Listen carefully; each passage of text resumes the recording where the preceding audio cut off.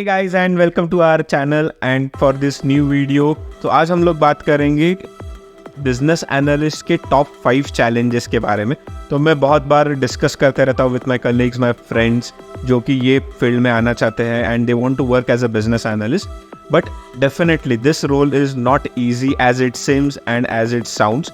So today let us see, have a look at और understand the top 5 challenges faced by the business analyst. So सबसे पहला जो challenge इसमें होता है गैदरिंग एक्यूरेट रिक्वायरमेंट्स।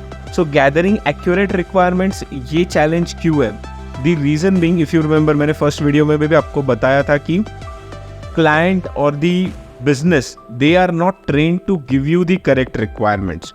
सो बहुत बार क्या होता है कि business gives you some requirement, आपको वो कुछ definitely requirements are again very subjective, but अगर आप उसको सही से नहीं एग्जैक्टली नहीं समझ पाए रिक्वायरमेंट्स को, तो ultimately the blame is going to come to the business analyst. So accurate business requirements को समझना और गैदर करना बहुत ज़्यादा इंपॉर्टेंट है and it is very very challenging. So some of the best practices could be, आप जैसे MOM minutes of meeting use करो, कुछ डॉक्यूमेंटेशन जो ऑफकोर्स वो हम लोग बाद में भी देखेंगे, बट जैसे बिजनेस रिक्वायरमेंट डॉक्यूमेंट होता है तो वो डॉक्यूमेंटेशंस पे साइन ऑफ लेना भी बहुत ज़्यादा इंपॉर्टेंट होता है, so that it is very clear with the business and the team that what exactly we are going to develop और what exactly the requirements are. The second challenge faced by the business analyst is managing the scope creep. Scope creep ये बहुत एक ज़्यादा well known term है technology industry में। So बहुत बार क्या होता है कि फॉर एनी गिवन रिक्वायरमेंट और for any functionality permutation and combination अगर आप सोचोगे तो बहुत ज़्यादा हो सकते हैं, right? So in that case you defining the scope is very very important. और बहुत बार ऐसे होता है कि eventually as the project evolves या प्रोजेक्ट प्रोसीड्स, तो वो स्कोप कीप्स ऑन इंक्रीजिंग, तो स्कोप बढ़ते जाता है, स्कोप एक्सपैंड होते जाता है। उसकी वजह से क्या होता है कि डिलेज होते हैं प्रोजेक्ट में, और when delays happens then definitely the cost of the project increases. So you have to make sure कि the scope, it is the business analyst responsibility that the scope is defined properly and it also remains within the boundaries. तो scope defined हो, scope पे भी sign off हो and the project remains within the boundaries of the scope. So this is the second challenge. Now let us move to the third challenge. Third challenge is dealing with ambiguity.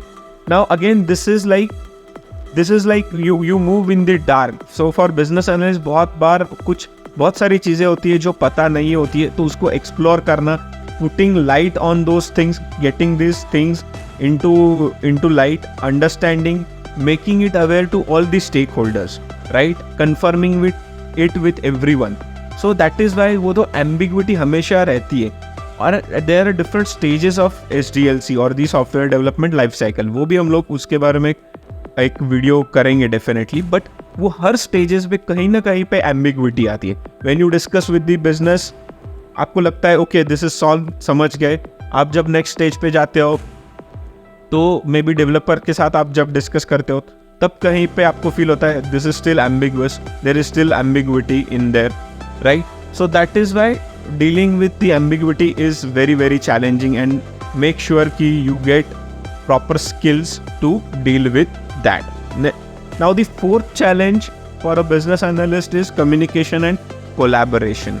So communication is definitely, we have discussed this earlier, but communication is the top notch skill that you have to acquire before you enter this domain or enter into this role. Or definitely if you are a fresher, then eventually you will learn how to improve your communication. Now the challenge is you can deal with client from different regions. अगर आप India में काम कर रहे हो but आप American client, some client from United Kingdom, UK, या कोई अलग client from APAC region, in any regions, right? You can deal with any client. So सबका जो English या language होता है उसका accent अलग होता है, the speed in which they speak वो अलग होता है, तो you should be good in understanding those requirements, this communication of your client, and then you make sure that you note those and then you groom those, right? So communication stands a very big challenge for most of the people even I have dealt with, right? So make sure you work on your communication and make sure that you understand what your client is trying to communicate, right? Now the fifth and the last challenge that we will talk about today will be embracing the technological changes, right? So we know that कि technology कितनी rapidly change हो रही है. अभी जैसे artificial intelligence आया है, right?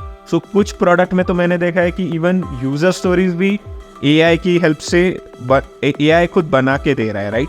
So in that case I know that business analyst के लिए कितना challenging होगा, right? But ultimately as we know that you cannot, or technology ultimately cannot compete with human brain. So आपका जो input रहेगा as a business analyst even in this case वो बहुत ज़्यादा important रहेगा. आपका जो experience, जो insights लेके आएगा वो बहुत ज़्यादा important होगा वो case में. इसलिए it is very important कि आप जो technological changes जो आते हैं you make sure you are on your toes. It could be with the example that I gave about artificial intelligence. It could be about the product that you are working on, the software that you are working with. तो उसके भी जो updates है, upgrades है, वो आपको पता होने चाहिए. After that कुछ PM tools होता है, जैसे Jira है, कोई ticketing tool है, तो कोई कंपनी दूसरी tool पे काम कर रहा होगा. तो you have to make sure कि you know all these tools and you are thorough with that. Or if it is new for you, make sure that you understand or learn that tool as soon as possible. So these were the top 5 challenges that are faced by a business analyst working in different domains maybe, but mainly on the technology side. के बारे में जो information था वो एक useful लगा होगा, तो make sure that you like, share and subscribe to our videos and share our videos as much as possible.